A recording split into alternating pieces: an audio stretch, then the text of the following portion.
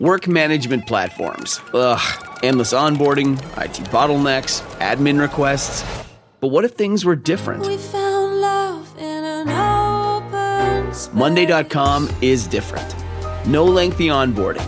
Beautiful reports in minutes. Custom workflows you can build on your own. Easy to use prompt-free AI. Turns out you can love a work management platform. Monday.com, the first work platform you'll love to use. Oh, such a clutch off-season pickup, Dave. I was worried we'd bring back the same team. I meant those blackout motorized shades. Blinds.com made it crazy affordable to replace our old blinds. Hard to install? No, it's easy. I installed these and then got some for my mom. She talked to a design consultant for free and scheduled a professional measure and install. Hall of Fame son. They're the #1 online retailer of custom window coverings in the world. Blinds.com is the GOAT. Shop Blinds.com right now and get up to 45% off select styles, plus a professional measure. Rules and restrictions may apply. Investies, please enjoy this spectacular rerun that we felt needed to be re-listened to.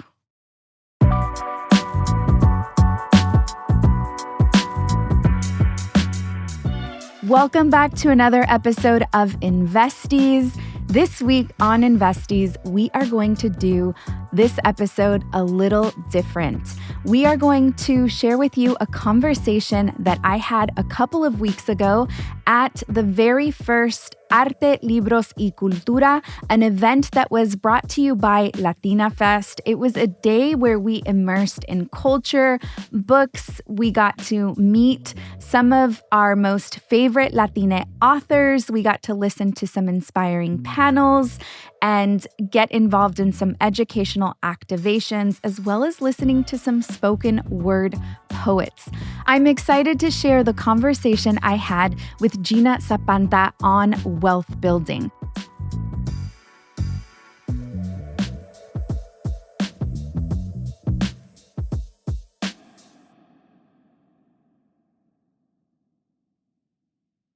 Hey there, Ryan Reynolds here. It's a new year, and you know what that means. No, not the diet. Resolutions. A way for us all to try and do a little bit better than we did last year. And my resolution, unlike big wireless, is to not be a raging and raise the price of wireless on you every chance I get. Give it a try at mintmobile.com/switch. $45 upfront payment required, equivalent to $15 per month. New customers on first 3-month plan only. Taxes and fees extra. Speed slower above 40 gigabytes on unlimited. See mintmobile.com for details. Don't miss out on the final football game of the season with Prize Picks. Join now because Prize Picks are giving away a free pick for the big game where 1 yard equals 1 win. Just pick more or less on at least 2 players for a shot to win up to 1,000 times your cash. Download the Prize Picks app and use code FIELD and get $50 instantly when you play $5. That's code FIELD on Prize Picks to get $50 instantly when you play $5. You don't even need to win to receive the $50 bonus. It's guaranteed. Prize Picks. Run your game. Must be present in certain states. Visit prizepicks.com for restrictions and details. All right. Hi, everyone. Welcome. Hi, Linda. Hi. How are you? I feel so weird. Should we face each other? I know, right? We're like comadres, talking with comadres here. Okay, everyone. So I hope you do know who Linda Garcia is. And if you don't, you're going to be a massive fangirl the way I am. Linda Garcia is, among many things, the author of Wealth Warrior. And today we're going to talk about how we all can build wealth, especially for communities of color, especially Latinas, because none of us got financial literacy ever, and we're not going to get it either unless we get it ourselves. So Linda, why write this book? Because this book is extremely vulnerable. You talk about your story, and it's very raw, very vulnerable. Why write a book about it?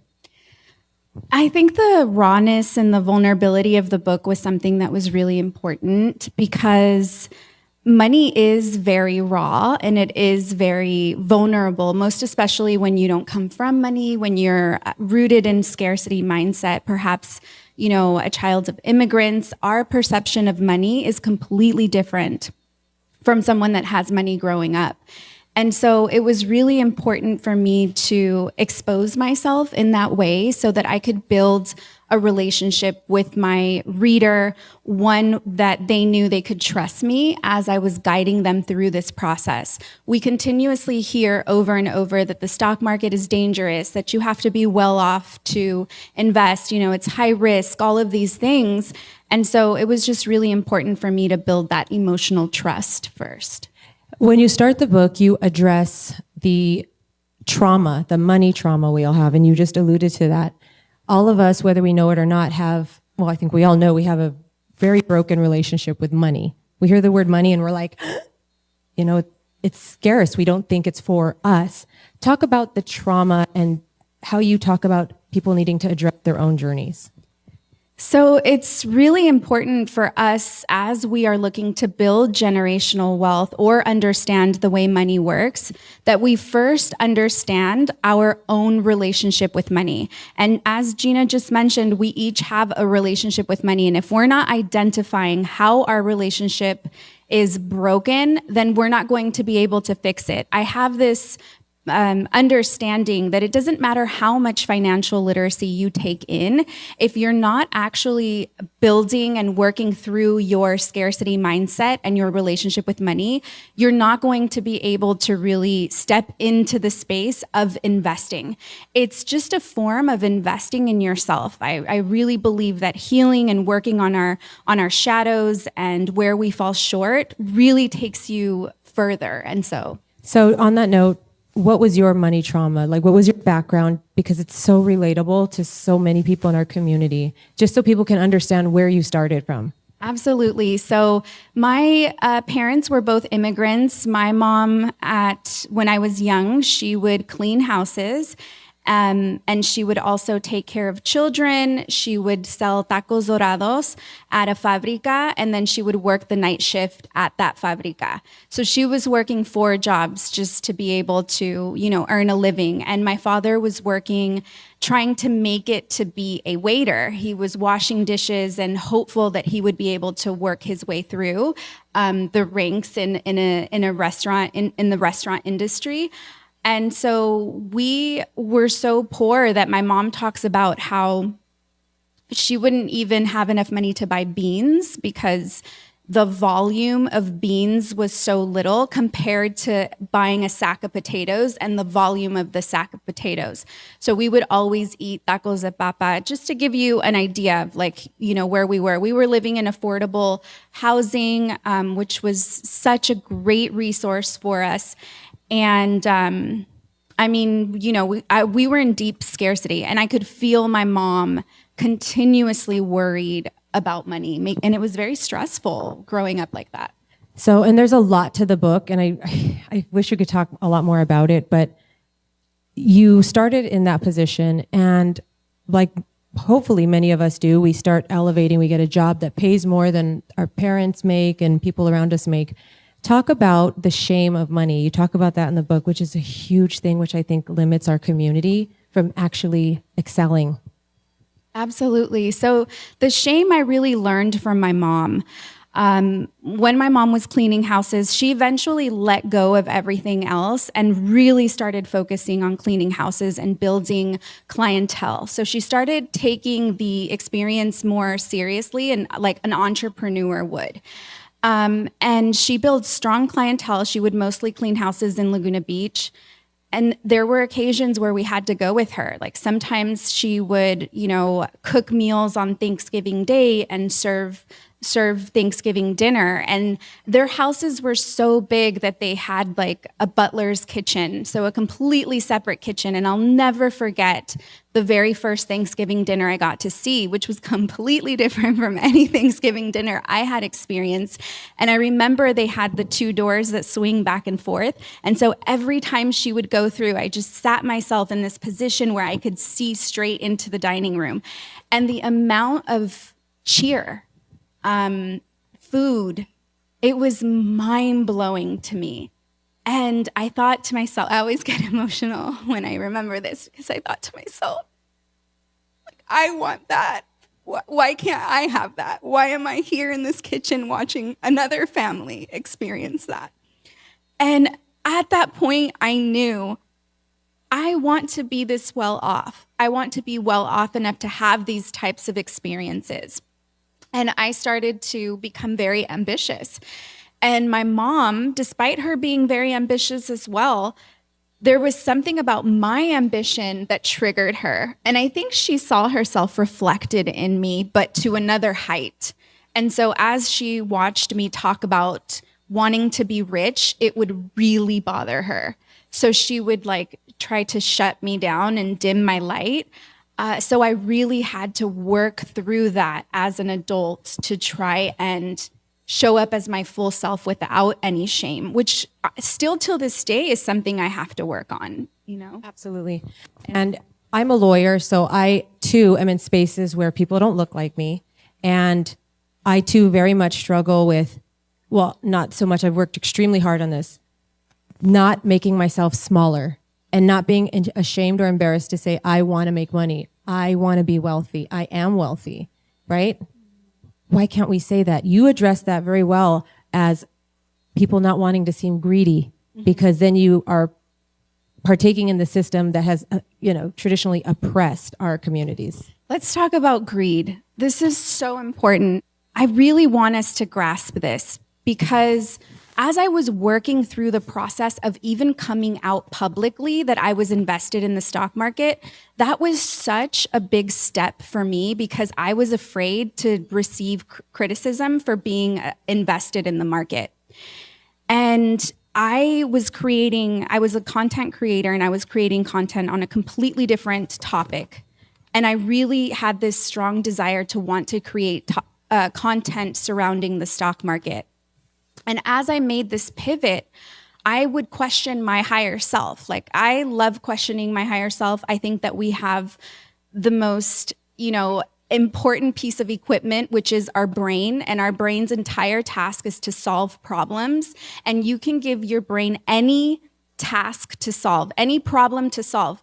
Of course, you may not know the answer right away, but your brain doesn't forget that you're focusing on how to solve the problem and it'll come up with an answer.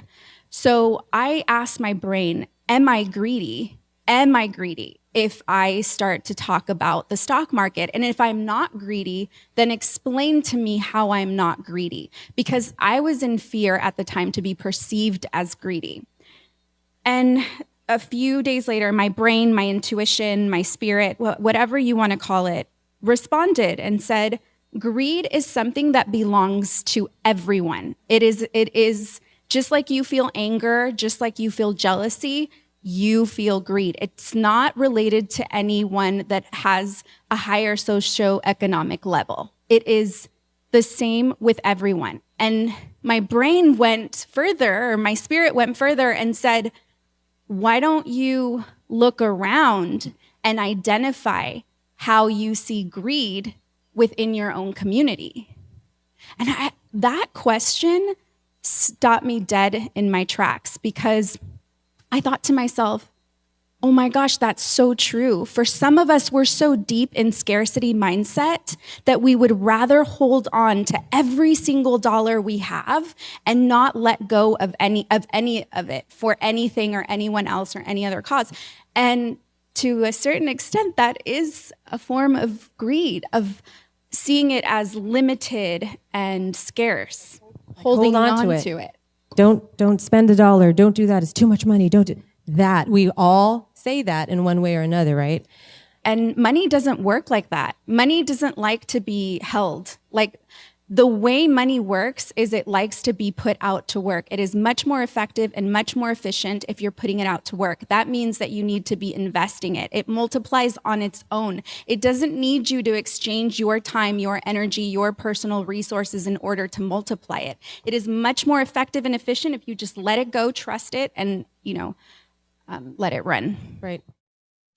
Since you're new to H&R Block, we'll look at your returns from the last 3 years for any money your last guy might have missed for free. I could get money back from last year? You could. We'll find any mistakes. Could have really used that 2 years ago when I dated that mistake for 5 months. Don't leave money on the table. Switch to H&R Block and get a free Second Look review. Second Look is included at no additional cost with the purchase of tax preparation. Results vary. All tax situations are different. Fees apply if you have us file an amended return. Hey, Atlanta, Apple is open for small business. That's right. We're here to make starting and running your business simpler. With privacy and security built in on all devices, it's easy for you to protect your customers' data. And if you need hardware or software support, you'll get advice from business experts at no cost whatsoever. So you can focus more on the soup du jour and less on, the other stuff. At Apple, we're open for your small business. Go to apple.com/small business or visit an Apple store to learn more. And in the stock market, which you go so beautifully into your book and explain it, because when you hear the word stock market or those two words, you're just like, what? Well, I know it's the thing that rich people do, right? Or they use it. It's not for us. Her book tells you why it is for us. And you basically say, make your money work for you. It's not about working harder, you working harder. It's about making your money make money for you.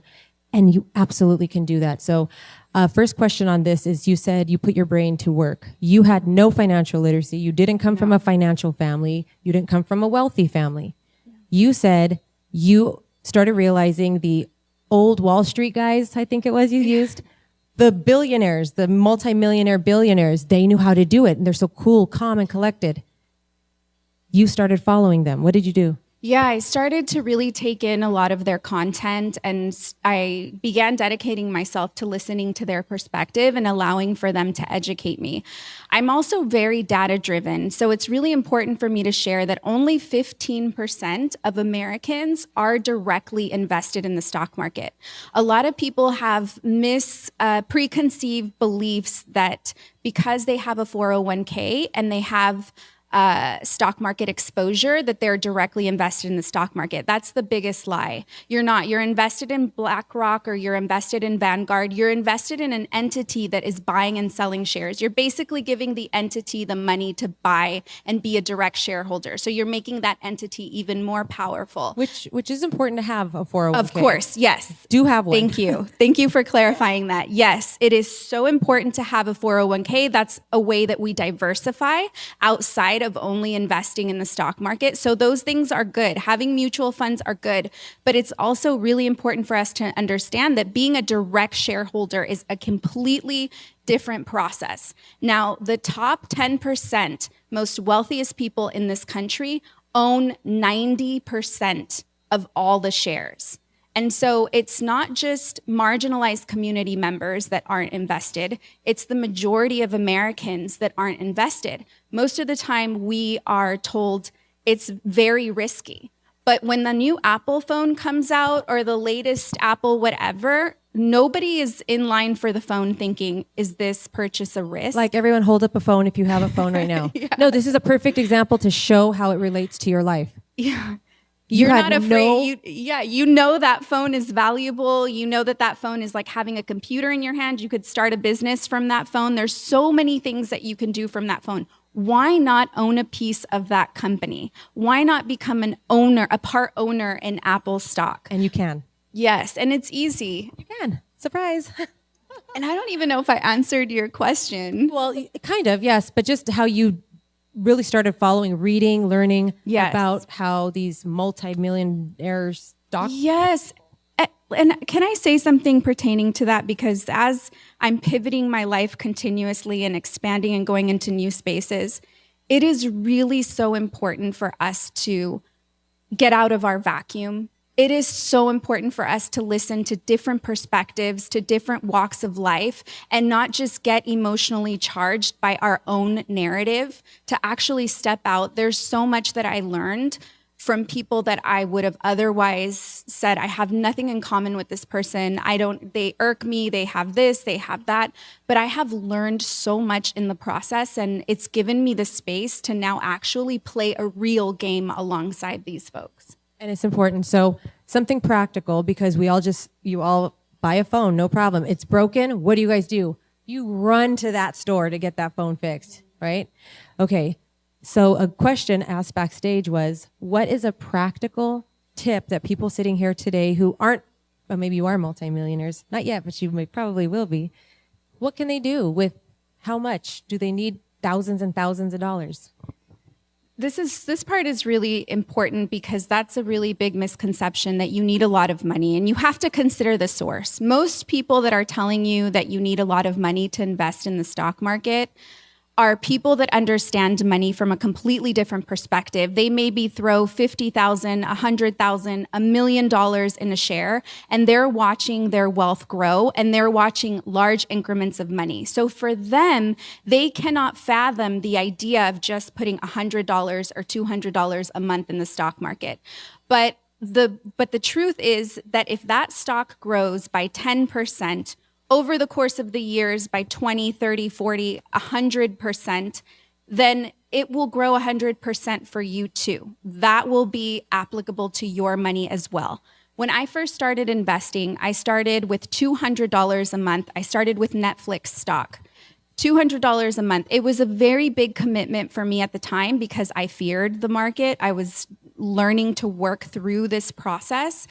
And over the course of 3 years, I invested a total of $9,000.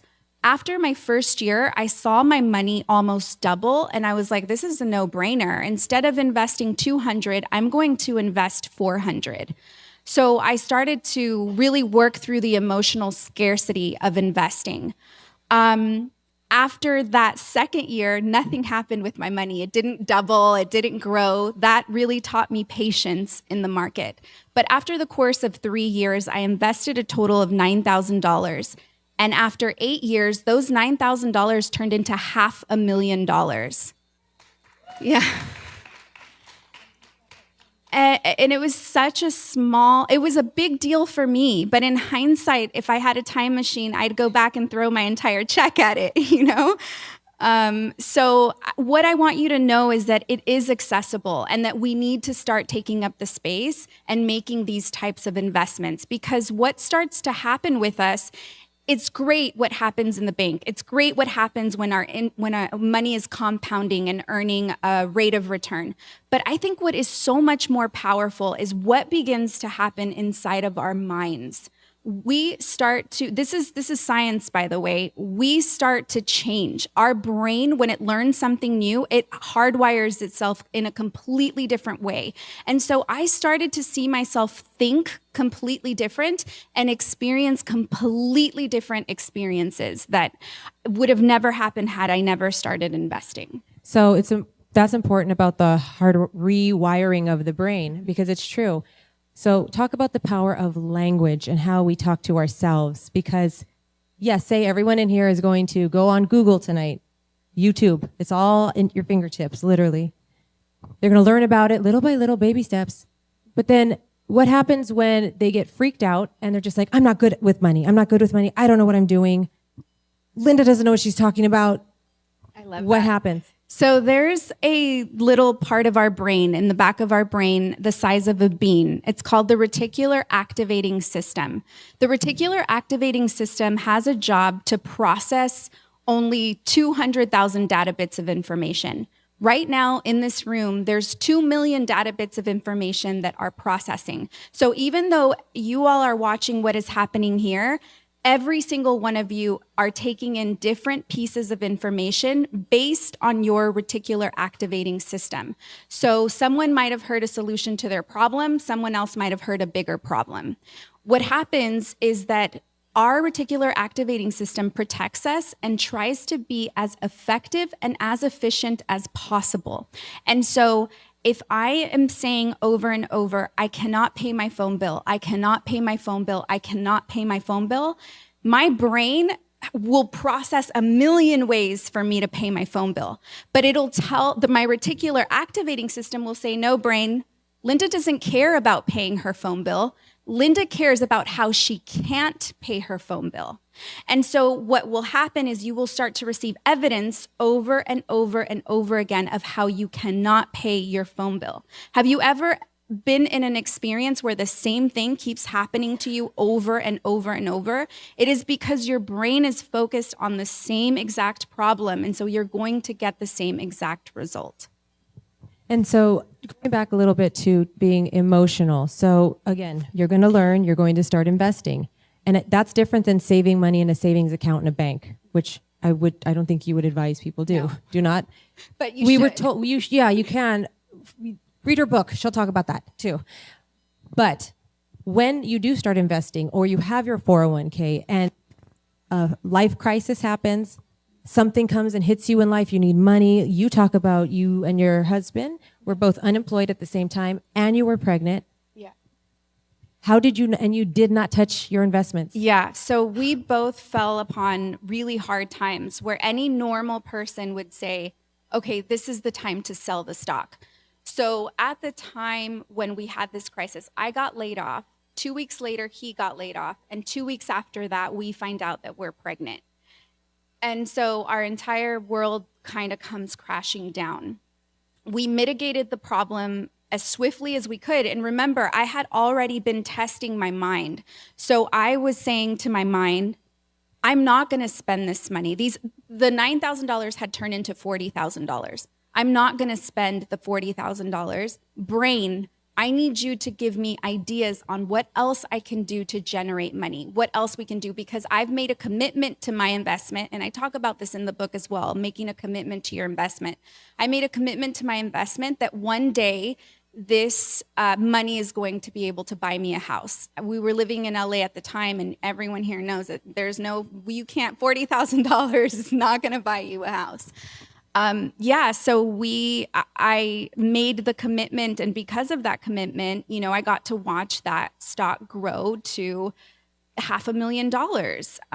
And that money keeps giving me more money. I can't quantify it because I take what I've sold so far, the pieces that I've sold, and I invest it into other things. So how do you advise people when these life crises hit, not to touch their own 401k, not to touch the investments? Yeah, I would definitely go back and ask yourself to seek different ways to solve the problems that you have.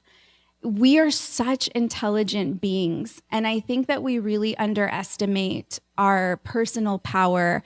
And also, if you believe in faith, if you have a faith, if you believe in God, also leaning into that space on being able to come up with much more creative solutions than being in your scarcity mindset and thinking that selling this investment is the right decision. Okay, so this is fine and all when you have some money to invest. So what do you tell people that have a job where they're stagnant? They're very just status quo. You go in, you clock out, that's it.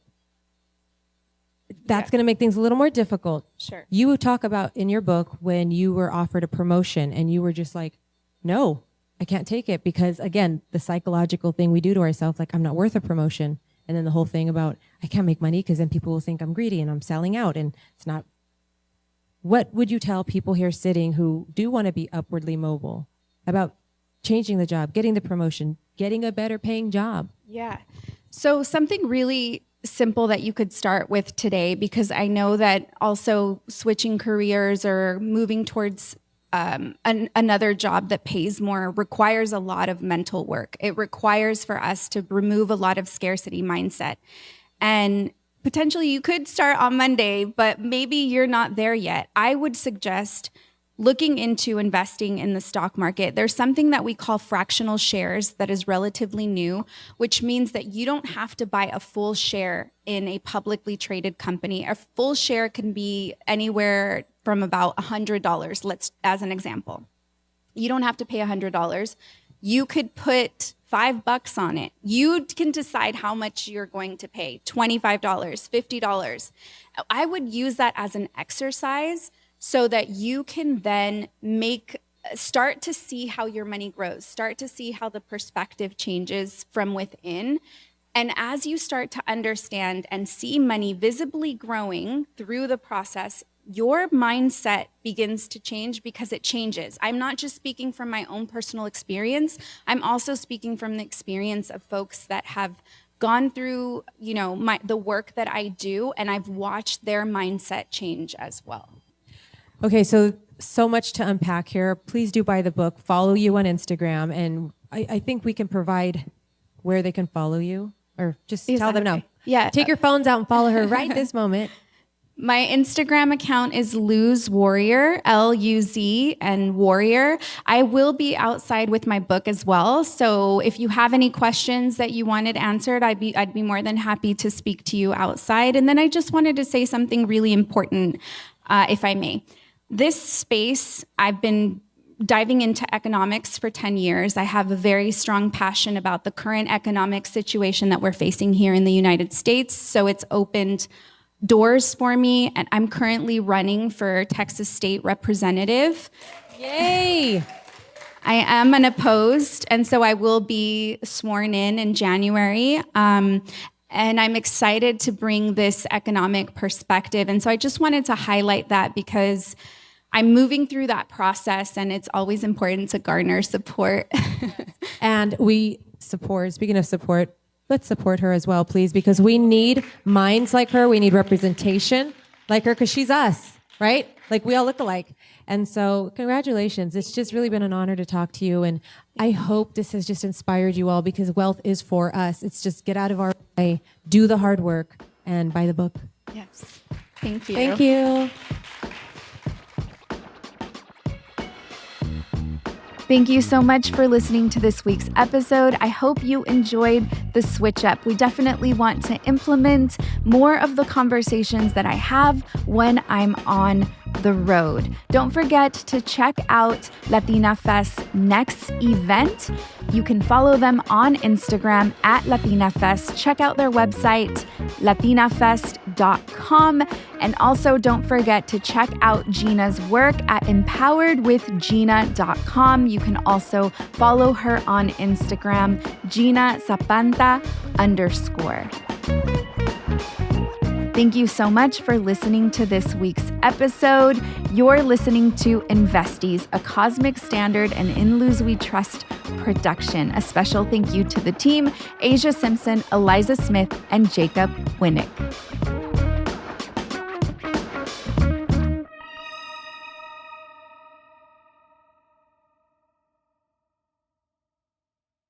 If you're a facilities manager at a university, you know students rely on the cafeteria for breakfast, lunch, dinner, and the occasional late-night snack. So when a dishwasher breaks down and dirty plates pile up, the mess hall can turn messy in the blink of an eye. Enter Grainger. With over 1 million industrial-grade products and fast delivery, the product you need now is never far away. So you can turn that dishwasher back into a lean, clean washing machine. Call, click Grainger.com, or just stop by. Grainger, for the ones who get it done.